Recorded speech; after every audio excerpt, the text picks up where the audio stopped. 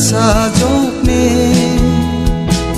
bonangaya bapakan bersikari so moirang ne kerja jok kecam bersin sal